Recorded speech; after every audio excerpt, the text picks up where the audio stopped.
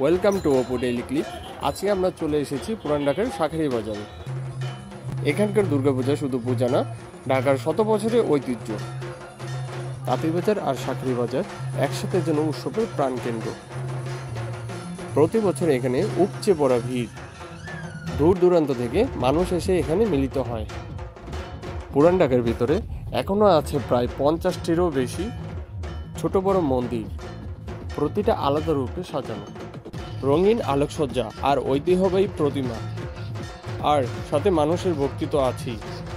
সব মিলিয়ে যেন এক অন্যরকম পরিবেশ। প্রতিটা গলি আলোকসজ্জায় ঝলমল, আর প্রতিটা মন্দিরে আলাদা সাজ।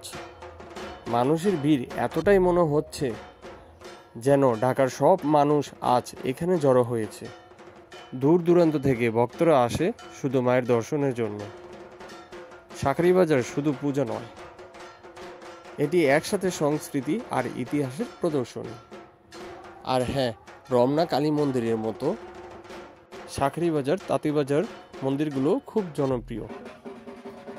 তাই অবশেষে বলতে চাই, আমি আর কথা বাড়াচ্ছি না, এবার মিউজিকের সাথে পুরো ভিডিও এক নজরে দেখে নিন।